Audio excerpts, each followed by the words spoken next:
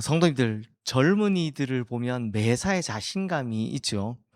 세상 일이 다 자기가 마음먹은 대로 이루어질 것 같고, 또 자기가 최선을 다하면 안 되는 일이 없을 것 같다 보니 모든 일에 자신만만합니다. 하지만 인생을 오래 살아보신 어르신들은 세상이 그렇게 만만치 않다라는 걸 잘 알고 계십니다. 열심히 노력해도 안 되는 일이 있고, 전문가라고 해도 막히는 것이 있으며, 주변 상황이나 여건은 언제나 호락호락하지 않다는 것을 잘 알고 계십니다. 그러다 보니 인생을 오래 사는 어르신들에게는 지혜라는 게 생기는데요. 스스로 통제할 수 있는 것에 대해서는 굉장히 열심을 내지만, 자기가 통제할 수 없는 것에 대해서는 마음 쓰지 않고 딱 맡겨버리는 겁니다. 이게 어르신들의 지혜인 것 같습니다. 자기가 통제할 수 있는 것에선 최선을 다하지만 그렇지 않은 것에선 탁 맡겨버린다는 거죠. 그런데 여기서 중요한 건 누구에게 맡기느냐 하는 겁니다. 신앙 없는 분들은 운에다 잘 맡기죠. 그래서 잘 되면 운 좋았다, 잘 안 되면 아유 운이 나빠서, 이런 표현을 씁니다. 그러나 신앙이 있으신 분들은 자신이 통제할 수 없는 일들을 죄다 하나님께 맡겨버립니다. 그리고 기도합니다. 그러다 시간이 지나서 좋은 열매를 맺게 되면 신앙인들은 그걸 하나님의 은혜라고 부릅니다. 왜냐? 은혜라는 건 거저받는 거잖아요. 마찬가지로 내가 개입하지 않은 일들, 혹은 내 힘과 능력으로는 할 수 없던 일들, 이런 일들에 하나님께서 개입하셔서 좋은 열매를 허락하시고 문제를 해결해 주셨다면 그것이 바로 은혜이기 때문입니다. 그러니 돌아보면 우리는 참 많은 부분에서 은혜에 입은 자들입니다. 성도님들, 제가 앞서 어르신들이 세상에 통제할 수 없는 일이 많다, 그걸 깨닫게 된다라고 말씀드렸는데, 실제로 이 세상에서 내가 통제할 수 있는 것들이 과연 몇 가지나 되겠습니까? 대표적인 예를 들면 내 속으로 낳은 나 닮은 자식도 내 마음대로 못 하는데요. 내가 통제가 안 되는 대표적인 게 내 자식을 보면 알 수 있습니다. 그런데 돌아보면 하나님께서 매사에 은혜를 베풀어 주셔서 내가 노력하지 않은 일까지 축복해 주신 은혜가 우리 인생에 차고 넘치는 겁니다. 이렇게 은혜 입은 자가 가져야 될 중요한 태도가 있는데요. 그건 은혜를 은혜답게 만들어가는 겁니다. 받은 은혜를 진짜 은혜가 되게 만들어가는 게 우리 인생에 굉장히 중요한 자세다라는 겁니다. 하나님께서 은혜를 주셨는데 우리가 그 은혜를 모르고 배은망덕하게 살아간다면 이건 절대 은혜 받은 자의 태도가 아니겠죠. 그래서 오늘 본문에서 베드로는요, 은혜를 강조하는데 은혜만 강조하는 것이 아니라 은혜와 지식을 동시에, 은혜와 지식, 이 두 가지를 동시에 강조합니다. 설명을 하면 은혜는 하나님께로부터 임한 것이고요, 지식은 은혜를 은혜되게 만드는 아주 중요한 도구인 겁니다. 다시 중요하니까 설명드릴게요. 은혜는 하나님께로부터, 전적으로 하나님께로부터 임하는 것이고, 지식은 은혜를 은혜되게 만들어가는 아주 중요한 도구다라는 겁니다. 베드로를 보면 알 수 있습니다. 오늘 이제 베드로후서, 이제 베드로 전후서 다 베드로의 글이 끝나는데, 베드로를 보면 베드로 진짜 은혜를 많이 받은 사람이었습니다. 몇 가지를 보면 베드로는요, 그냥 갈릴리에서 가난하고 무식한 어부로 살고 있었고 예수님의 제자가 된다는 거, 이런 건 꿈도 못 꾸고 있었는데, 그냥 어느 날 예수님께서 오히려 그를 찾아와 주셨습니다. 그리고 그 물고기 잡는 일을 통해서 그를 불러주시죠. 이름도 바꿔주십니다. 게다가 성질은 급한데 반대로 또 성질만 급하지 겁도 많고 소심합니다. 뭐 이런 사람이 있나 싶은데 성질만 급하지 겁 많고 소심한 베드로를 예수님께서는 수제자로 삼아주셨습니다. 그래서 주님께서 가시는 곳마다 특별히 데려가 주시고 베드로에게 항상 우선권을 주시죠. 이것도 베드로에게는 은혜였습니다. 심지어 3번이나 예수님을 모른다고 부인했는데 그거 분명히 그렇게 될 거라고 이야기할 때는 자기가 뭐라 그랬습니까? 다른 사람은 다 주님을 버려도 나는 절대 안 버리겠다고, 내 목숨을 걸고서라도 안 버리겠다고 해놓고 뭐 몇 시간 지나지도 않고 그냥 쏠랑 예수님을 3번이나 부인하죠. 그랬는데도 불구하고 주님께서는 그를 멀리하지 않으시고 다시 찾아와서 그에게 "내가 나를 사랑하느냐?"라고 똑같이 세 번을 물으시는 겁니다. 다시금 사명을 더해 주시죠. 차후엔 사도로 불러 주시고 성령을 선물로 주셨습니다. 그러니 이 베드로의 인생을 돌아보면 은혜 아닌 것이 하나도 없는 겁니다. 그래서 베드로는 자기가 받은 이 놀라운 은혜를 그냥 흘려버린다면 은혜를 주신 주님에 대한 도리가 아니다라고 생각했던 겁니다. 그래서 베드로는 자기 방식대로 은혜를 은혜되게 만드는 겁니다. 어떻게 하냐? 베드로가 믿음의 후세대들에게 자기가 경험한 예수 그리스도를 통해 그들도 역시 새로워지고 변화되기를 원하는 마음으로 바로 이 성경을 기록한 겁니다. 즉 은혜에서 시작해서 은혜를 은혜되게 하기 위해서 여기다가 지식을 추가한 거다라는 겁니다. 왜냐? 은혜는 거저받는 거지만 내가 어떻게 할 수 없는 거지만 거저받는다는 말은 선물이잖아요. 내 마음대로 어떻게 할 수 없는 거지만 은혜와 달리 예수님에 대한 지식, 하나님에 대한 지식은 자기가 노력하면 충분히 가질 수 있는 것이기 때문입니다. 그리고 베드로는 베드로서의 맨 마지막에서 가장 중요한 권면을 하는데요. 바로 잘못된 종말론에 현혹되지 말라라고 이야기하는 겁니다. 잘못된 종말론에 현혹되지 말라. 지금 어떤 상황이냐면 당시 사람들 특히 막이 구원을 받았다 예수 믿겠다고 한 사람들은 전부 다 임박한 재림 사상을 가지고 있었습니다. 대부분은 다 전도하는 사람들이 예수님 곧 오신다라고 이야기했습니다.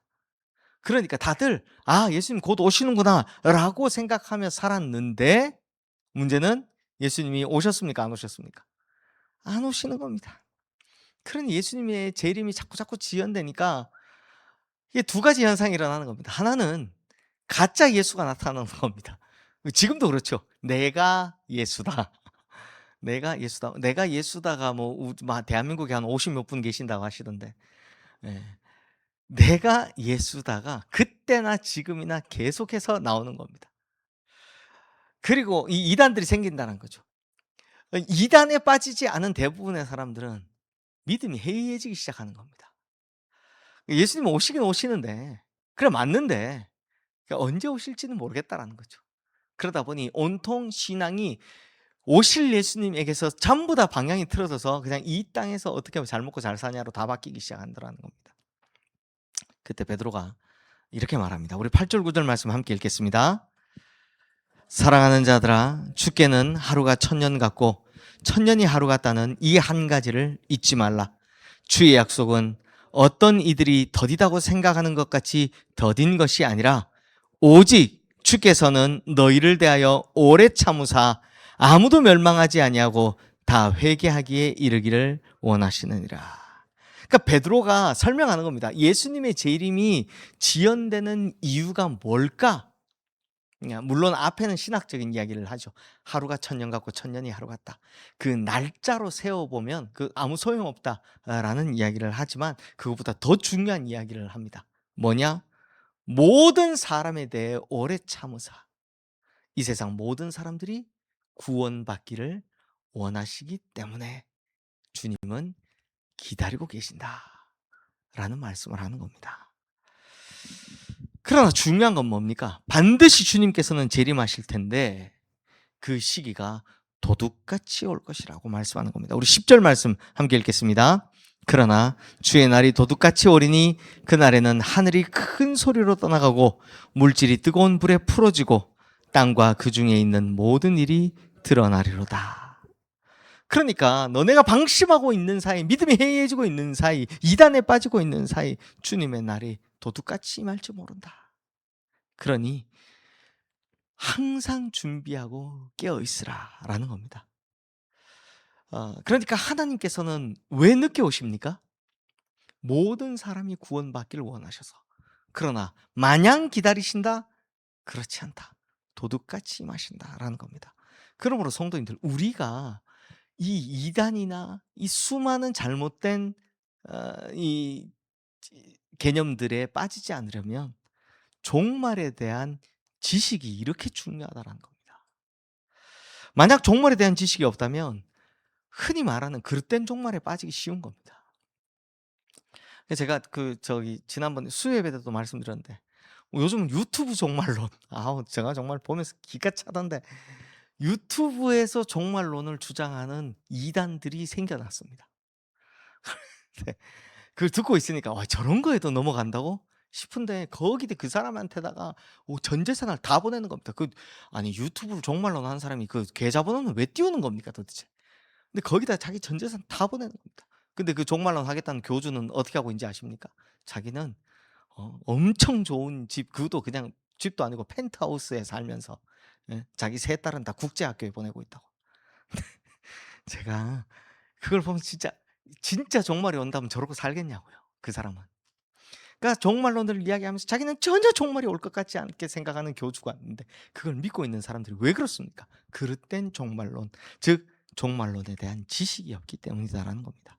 그래서 베드로는 지식 가지는 것에 대한 중요함을 이렇게 강조하고 있는 겁니다.